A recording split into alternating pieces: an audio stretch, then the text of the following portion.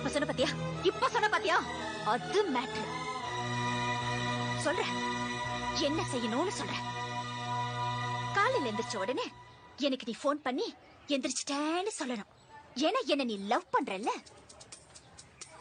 வீட்ல இருந்து ஸ்கூல் வர வரைக்கும் ஒரு சின்ன கேப் இருக்கு பாத்தியா, அந்த கேப்ல நீ என்ன பத்தியே நினைச்சிட்டு வரணும்.